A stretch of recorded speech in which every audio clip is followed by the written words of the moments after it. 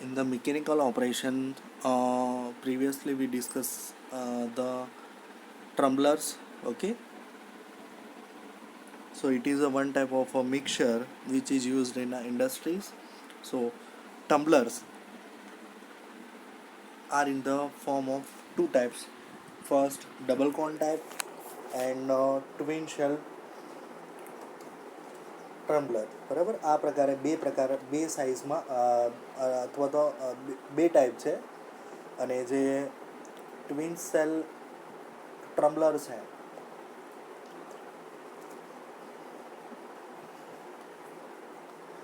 એને બીજું વી શેપ તરીકે પણ ઓળખવામાં આવે છે. બરાબર, અને જે એક્ઝિસ છે એને કેટલા ડિગ્રી પર રાખવામાં આવે છે? It will be kept into 90 degree. Okay, 90 degree પર રાખવામાં આવે છે. નાવ let us see us example about the turbine agitator, and we have to calculate a power requirement.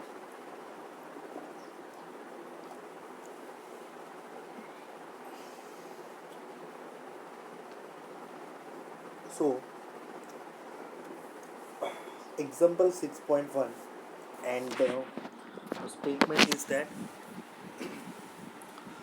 a 6 blade turbine agitator of diameter is 60 centimeter is installed centrally tank. સૌથી પહેલાં એ 6 બ્લેડનું turbine એજિટેટર છે, જે બ્લેડનો જેનો diameter જે છે, બરાબર, એ કેટલો છે? 60 સેન્ટીમીટર. બરાબર, નેક્સ્ટ, અને ક્યાં મૂકવામાં આવે છે? સેન્ટ્રલી. આપણે જે ઘણી બધી મેથડ જોઈ, બરાબર, એજિટેટરને મૂકવા માટેની, બરાબર, સેન્ટર, ઓફ સેન્ટર, એન્ગ્યુલર, સાઈડથી ઇનલેટ કરાવો, તો એ બધામાં આ કયું છે? Centre, with flat bottom of diameter 180 centimetre. હવે જે એ વેસલનો ડાયામીટર છે એ શું છે? 180 સેન્ટીમીટર, અને એની હાઇટ છે at a height of 60 centimetre from a bottom, અને 60 સેન્ટીમીટર શું છે? એની હાઇટ છે. The tank filled with the solution of viscosity 10 centipoise and of 1.45 gram per ml density. Viscosity અને ડેન્સિટી આપેલી છે.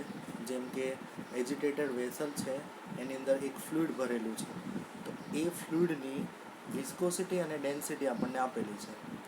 વિસ્કોસિટી છે 10 સેન્ટીપોઈઝ, અને એની ડેન્સિટી છે 1.45 ગ્રામ પર ml, and the speed of agitations is 90 rpm.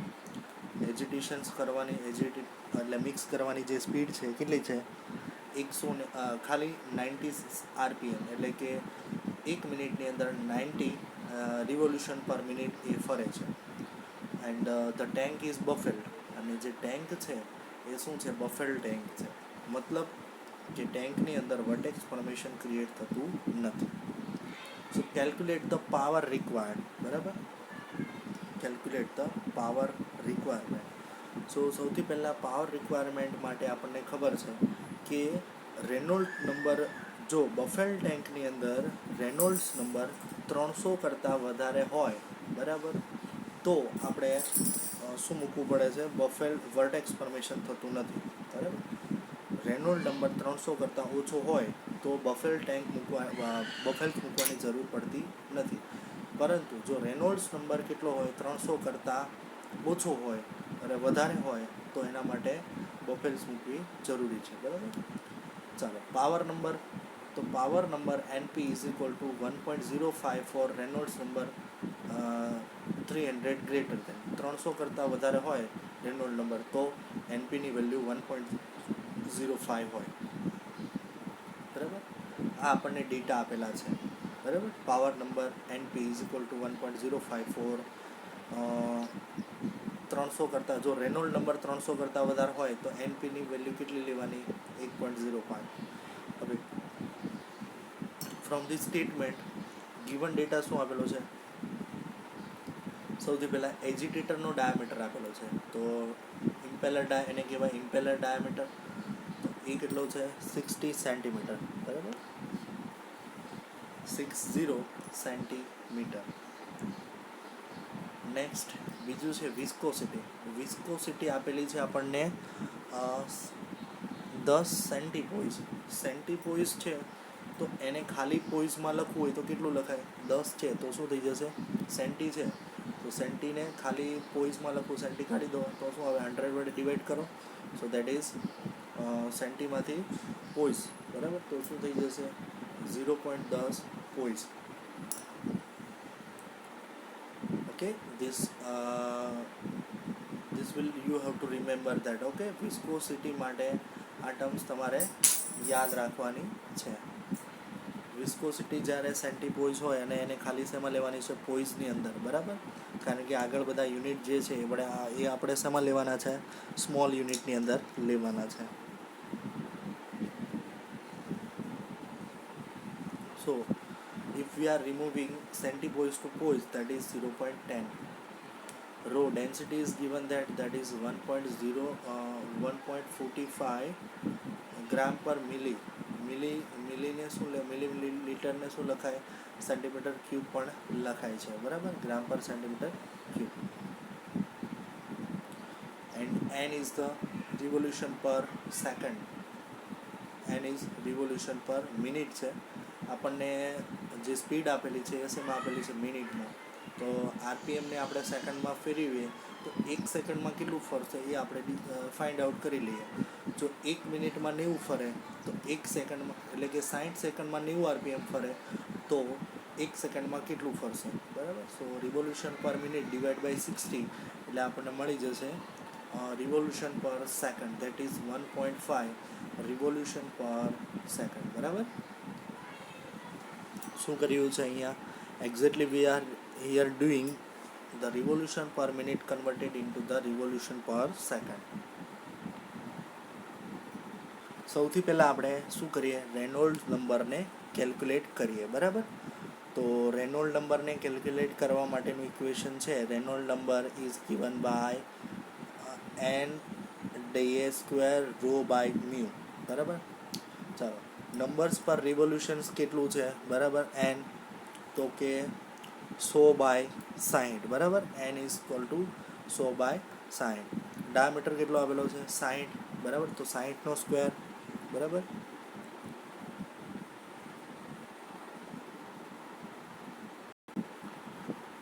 So n is 100/60 into diameter કેટલો આપેલો છે આપણને? 60, તો 60 નો સ્ક્વેર. રો ડેન્સિટી આપેલી છે 1.45 ડિવાઈડ બાય 0.10 એટલે મળશે 87, okay, 87,000. So that is 87,000. So flow is a turbulent, એટલે કે આના અંદર જે ફ્લો મળશે એ કેવો મળશે? ટર્બ્યુલન્ટ ફ્લો મળશે. જો રેનોલ્ડ નંબર આપણને કીધું હતું 300 કરતાં વધારે હોય તો આપણે પીની value n of p, power નંબરની વેલ્યુ npની વેલ્યુ શું લેવાની છે? 0.1.05, બરાબર. So power number is a constant, બરાબર, ફોર અ ટર્બ્યુલન્ટ ફ્લો. અહીંયા શું થઈ જાય? ફ્લો કેવો છે? ટર્બ્યુલન્ટ, કારણ કે રેનોલ્ડ નંબરની વેલ્યુ 5000 કરતાં પણ વધારે છે, બરાબર. સો એના પરથી npની વેલ્યુ શું મળશે આપણને? np is equal to c, એટલે કે constant, and the power is given by p is equal to c dash rho da⁵ n cube, numbers of revolutions, બરાબર. તો રિવોલ્યુશન્સ કેટલા છે, બરાબર. તો એના પરથી npની વેલ્યુ જે છે એ શું લેવાની છે? કોન્સ્ટન્ટ, એટલે કે 1.05 આપણે લેવાનું કીધું છે. તો પીની વેલ્યુ શું થશે? c, એટલે કે c dash constant, np, c dash એટલે પાવર કોન્સ્ટન્ટ, એટલે કે 1.05, રો ડેન્સિટી 1.45 અને ડાયામીટરનો 5 ઘાત એટલે કે 60⁵ અને 1.5⁵, numbers of revolution per second, બરાબર. તો જસ્ટ સિમ્પ્લિફાય કરીએ તો આપણને આ રીતે કંઈ આન્સર મળશે, જે મળશે 3.9956 ઇન્ટુ 10⁹9. હવે 9 છે એનો મતલબ થાય છે 3.99 છે એપ્રોક્સિમેટલી એ 4 સમથિંગ જેટલું થાય છે. તો એને આપણે શું લઈ લેવાનું? 4, બરાબર. એટલે કે 4 ઇન્ટુ 10⁹9 અને યુનિટ જે મળશે શેમાં મળશે, ગ્રામ પર સેન્ટીમીટર સ્ક્વેર પર સેકન્ડ રેઝ ટુ ક્યુબ. કારણ કે સેકન્ડનો યુનિટ છે અહીંયા, નંબર ઓફ રિવોલ્યુશન સેકન્ડમાં છે, પછી જે ડાયામીટર છે એ સેન્ટીમીટરમાં છે, બરાબર. તો સેન્ટીમીટર સ્ક્વેર અને સેકન્ડ ક્યુબ. હવે એનો મતલબ થાય છે 4 × 10 ગ્રામ ઇન્ટુ સેન્ટીમીટર સ્ક્વેર પર સેન્ટીમીટર ક્યુબ. હવે એને જો મારે કન્વર્ટ કરવું હોય કેજીમાં, બરાબર, તો કેજી એટલે શું થશે, કેજીમાં કન્વર્ટ કરવું હોય તો 10⁻³ વડે મલ્ટીપ્લાઇડ કરવું પડે, બરાબર. ગ્રામમાંથી કેજીમાં જાઉં છું, નાના યુનિટમાંથી મોટા યુનિટમાં જાઉં છું, એટલે એને ડિવાઈડ કરવું પડે, બરાબર. એટલે 10⁻³ કેજી પ્લસ 10⁻⁴ મીટર સ્ક્વેર, બરાબર. મીટર સ્ક્વેર, સેન્ટીમીટરમાંથી ક્યાં જાઉં છું, મીટર સ્ક્વેર. મીટર સ્ક્વેરમાં કેટલા મલ્ટીપ્લાઇડ કરવા પડે, 10⁻². જો સેન્ટીમીટરને મીટરમાં કન્વર્ટ કરો એટલે 1 સેન્ટીમીટર બરાબર સોરી 1 સેન્ટીમીટર બરાબર કેટલા મીટર થાય, 10 સેન્ટીમીટર, એટલે કે 1 મીટર 10 સેન્ટીમીટર બરાબર 1 મીટર, બરાબર.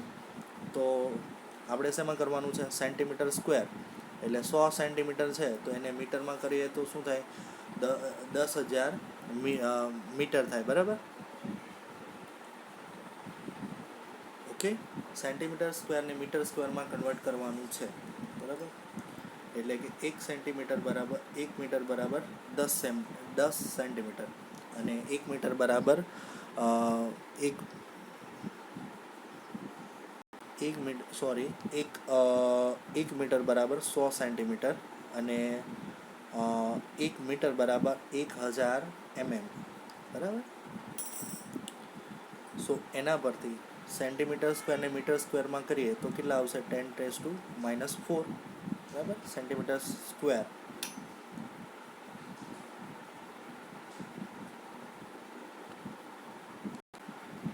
So therefore we have a value like that is 4.4 × 10⁻⁹, અને 10⁻³ અને મીટર સ્ક્વેર છે, બરાબર.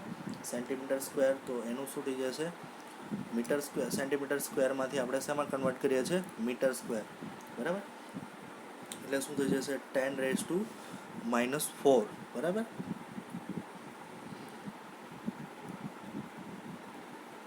Into divide by second cube. તો એનો મતલબ થાય છે ટોટલ કેટલી થાય છે અહીંયા,